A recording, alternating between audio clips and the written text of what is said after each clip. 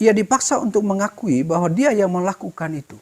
Bahwa dia yang menaruh kulit babi di mimbar imam di dalam masjid. Dan siapa saksinya? Saksinya adalah kedua anak muslim yang berusia 10 dan 6 tahun. Sesudah itu, halo sahabat-sahabat pencerita, jika Anda melihat di sekitar sini ada hijau di perbukitan dengan kontur yang unik. Semua yang hijau dan kuning yang Anda lihat di bagian itu, semuanya adalah tanaman jagung. Demikian program yang dibuat oleh pemerintah. Dan Anda tahu ini di mana? Ini saya berada di Pulau Sumbawa. Tepatnya di Bima. Ini arah menuju ke Pelabuhan Sape.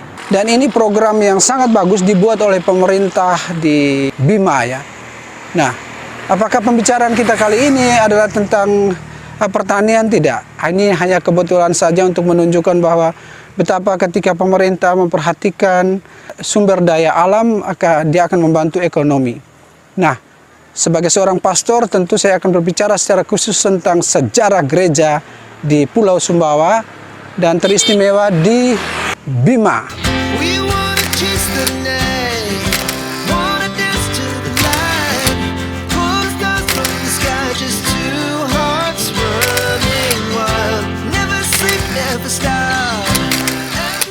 Selamat pagi, Suster. Sehat-sehat kan? Sehat. Kita mau memperkenalkan Gereja Santo Yusuf pada umat Katolik di seluruh Indonesia. Karena pasti sebagian tidak tahu bahwa di Raba Bima ada gereja Katolik, paroki. Nah, Suster sudah berapa tahun di sini, Suster? Saya 9 bulan di sini. 9 bulan dengan Suster? Suster Lia. Dengan Suster Yuliana SSPS. sudah berapa lama di sini? 2 tahun 4 bulan. 2 tahun. Karya pastoral Suster SSPS itu apa di sini? Karya pastoral kehadiran ya. Dan di mana ada SPD pasti ada SSPS. Kita saling membantu untuk dalam mewartakan ya. Kita akan mengetahui profil singkat dari paroki Santo Yusuf di Raba Bima dan juga di Pulau Sumbawa, Nusa Tenggara Barat. Sekarang kita akan lihat satu-satu. Kita mulai dari paroki Santo Yusuf Raba Bima. Bagaimana dimulai? Sejak tahun 1929, umat Katolik di Bima itu mendapat kunjungan berkala dari para imam SVD. Lalu yang bekerja di mana? Mereka itu berkarya di Pulau Sumba. Mengapa Sumba? Mengapa saat itu umat di Raba Bima itu dilayani oleh imam-imam dari Sumba? Tahun 1960 umat Katolik Bima mendapat pastor tetap, yakni Pastor Hooper CSSR. Tahun 1973 pastor paroki Bima adalah Pastor Dominikus Ruadapa PR. Beliau ini adalah imam projo pertama keuskupan WET Bula. Sejak tahun 1990 paroki Bima bergabung dengan Keuskupan Denpasar. Jadi sebelumnya wilayah Sumbawa itu masuk dalam reksa pastoral dari Keuskupan WET Bula Sumba. Lalu kita lihat data statistik. Menurut data statistik Keuskupan Denpasar tahun 2007, umat di Raba Bima, umat Katolik itu berjumlah 841 orang. Terdiri dari 443 laki-laki dan 398 perempuan. Para saudara, dari data ini menunjukkan bahwa kekatolikan selalu punya data per orang dengan angka. Sekarang kita masuk untuk melihat sebenarnya paroki Raba Bima ini adalah paroki pertama di Pulau Sumbawa atau paroki yang lain. Dari sejarah dan data mengatakan bahwa paroki pertama itu sebenarnya paroki Sang Penebus yang berada di Sumbawa Besar. Lalu buku permandian dari paroki ini mulai di tahun 1937. Tahun 1928 dicatat sebagai tonggak sejarah hadirnya agama Katolik di Pulau Sumbawa. Tahun 1930, Pulau Sumbawa itu dikunjungi oleh Monsignor Verstelen SVD. Lalu tanggal 15 Februari 1933 datang lagi seorang pastor, yakni Pastor Deser SVD. Mereka berkarya mengajar agama dan mempermandikan umat. Jadi permandian sudah terjadi di Pulau Sumbawa itu dari tahun 1933. Tahun 1934 banyak penduduk yang bersimpati dan telah dibaptis oleh Pater Johannes van der Heyden SVD yang berkarya di Pulau Lombok. Kita ingat kembali ya, video pertama tentang sejarah dari kekatolikan di Pulau Lombok. Ada Pater van der Heyden di sana. Menurut data statistik Keuskupan Denpasar tahun 2007, jumlah umat paroki Sang Penebus Sumbawa Besar adalah 3.168. Apakah tetap angka ini? Ternyata dari data statistik Gereja Keuskupan Denpasar tahun 2014, angka itu menurun. Dari 3.168 perkembangan sekian tahun sampai tahun 2014, sekarang hanya tertinggal 2.311. Jadi menurun jumlah umat yang beragama Katolik di paroki ini. Lalu apa saja karya pastoral yang terjadi? Karya pastoral yang menonjol di paroki Sang Penebus Sumbawa Besar adalah bidang kesehatan dan pendidikan. Ada poliklinik Sinar Harapan. Poliklinik ini melayani masyarakat. Dia tidak hadir untuk melayani umat Katolik, tapi memang hadir dengan fungsi publik untuk melayani masyarakat yang berada di Pulau Sumbawa. Lalu kongregasi apakah yang berperan dalam pelayanan kesehatan poliklinik? Itu dari suster-suster YMY. Itu sedikit tentang sejarah dari paroki Sang Penebus Sumbawa Besar. Lalu kita masuk yang berikut, itu paroki Santa Maria Santo Yosef Dompu. Buku permandian sejak tahun 1973. Kalau saya katakan buku permandian, itu berarti terjadi permandian pertama di tahun 1973 di Dompu. Lalu pembangunan gereja baru secara permanen di paroki Dompu memang sudah dirintis dari tahun 1981. Nah, gereja sudah memiliki sebidang tanah di Jalan Beringin, Kota Baru. Berbagai macam upaya dilakukan oleh pastor dan umat untuk mendapatkan izin mendirikan gereja. Jadi ada usaha agar mendapat izin pembangunan gereja permanen di tanah tersebut. Izin pembangunan gereja di Dompu diperoleh menjelang peresmian pembangunan gereja yang sudah selesai dibangun. Gereja Dompu diresmikan 29 September 1995. Itu berarti bahwa izin itu baru keluar dari tahun 1981, baru keluar di tahun 1995. Dengan pengguntingan pita oleh Ketua DPRD Dompu atas nama Bupati Dompu dan diberkati oleh Monsinyur Vitalis Jebarus SVD. Dengan peresmian tersebut, gereja Dompu yang sebelumnya adalah stasi dari paroki Bima ditingkatkan statusnya menjadi kuasi paroki. Berdasarkan data di tahun 2007, jumlah umat paroki Dompu tercatat 425 orang.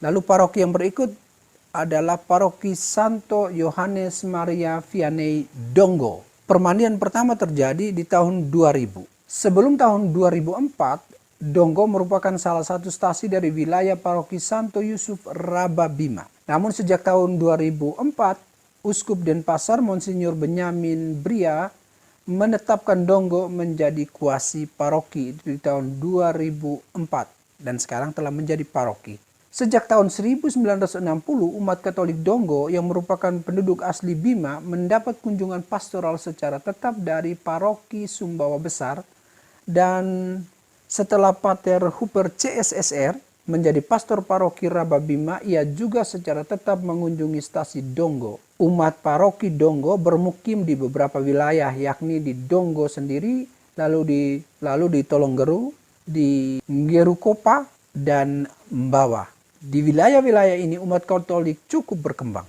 Menurut data statistik Keuskupan Denpasar tahun 2007, ini masih data yang sangat lama ya, 2007, jumlah umat Katolik di paroki Dongo itu 1118. Terdiri dari 510 laki-laki dan 608 perempuan. Saya belum mendapatkan data perkembangan sampai dengan tahun 2024. Dia bisa menurun, juga dia bisa naik. Saya berharap siapa saja yang menonton video ini atau umat dari paroki Dongo bisa memberi catatan tambahan, karena sejarah membutuhkan banyak orang memberikan penilaian, juga memberikan tambahan dari informasi yang disampaikan dari sang pencerita. Nah, para saudara, itu sedikit riwayat atau sejarah dari 4 paroki yang berada di Pulau Sumbawa. Sekarang kita lihat peristiwa-peristiwa sejarah penting bagi perjalanan gereja Katolik di Pulau Sumbawa. Apa saja itu? Dari rekam yang diterima, saya hanya mau menyampaikan satu peristiwa yang bagi saya penting sebagai pembelajaran kita semua. Soal kerukunan beragama. Soal bagaimana kita menghargai orang-orang di sekitar kita. Ini nanti saya akan komparasikan dengan wilayah di tempat lain atau di pulau lain. Soal ada minoritas, ada mayoritas. Sejauh mana situasi yang terjadi di tempat-tempat itu. Tapi khusus di Pulau Sumbawa ada peristiwa yang menarik. Peristiwa itu adalah peristiwa kulit babi Raba Bima. Apa sebenarnya yang terjadi? Apakah ini benar peristiwa keagamaan atau ada orang yang menyusup menggunakan agama untuk kepentingan kelompok atau pribadi? Kita lihat apa sebenarnya yang dimaksudkan dengan peristiwa kulit babi Raba Bima. Peristiwa kulit babi adalah peristiwa yang terjadi pada Jumat 27 September 1979.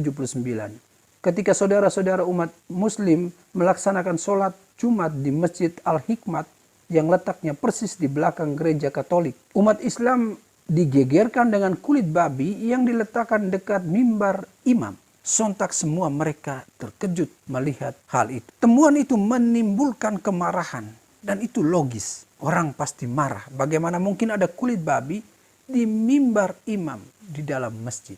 Amarah umat muslim saat itu pecah.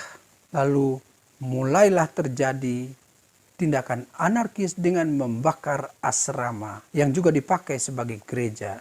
Atas peristiwa itu, Kasdim Kodim Bima Kapten Samadi menangkap Moses Puaseda dan seorang umat lainnya. Juga menangkap 2 anak, yakni A. Wahab Ismail berusia 10 tahun dan Saleh berusia 6 tahun. Selama 3 bulan, Moses yang adalah karyawan sipil dari kepolisian dipenjarakan dan disiksa. Ia dipaksa untuk mengakui bahwa dia yang melakukan itu. Bahwa dia yang menaruh kulit babi di mimbar imam di dalam masjid. Dan siapa saksinya? Saksinya adalah kedua anak muslim yang berusia 10 dan 6 tahun. Setelah itu Moses dibawa ke pengadilan.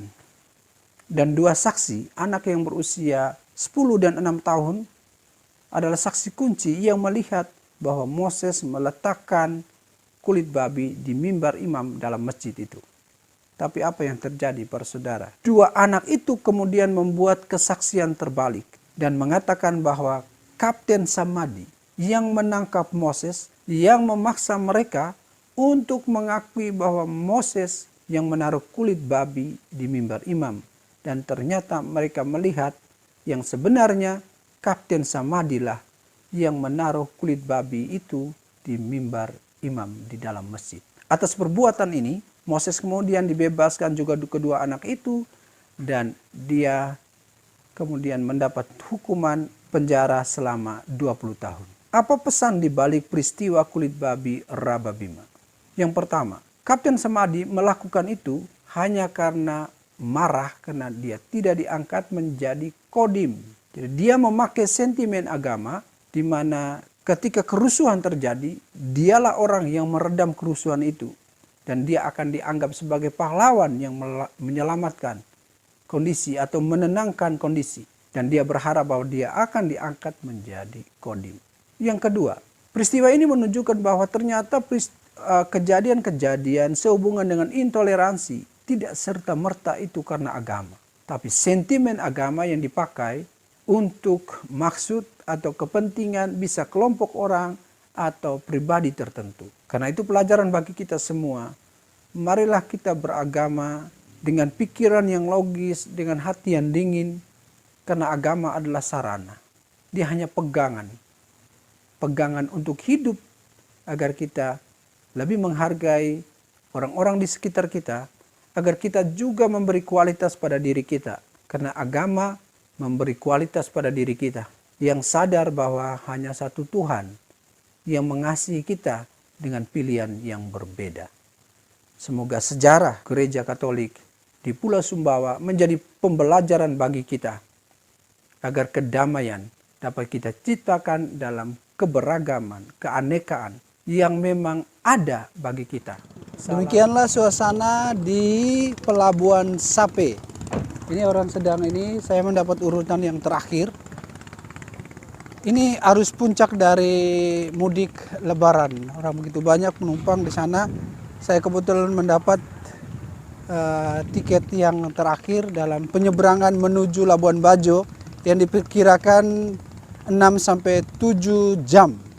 Perjalanan ini begitu panjang, juga dari segi biaya mahal, tapi bagi saya yang penting adalah bisa menyampaikan terutama sejarah gereja mulai dari Madura, lalu masuk ke Pulau Lombok, lalu Pulau Sumbawa, dan akhirnya menuju Labuan Bajo.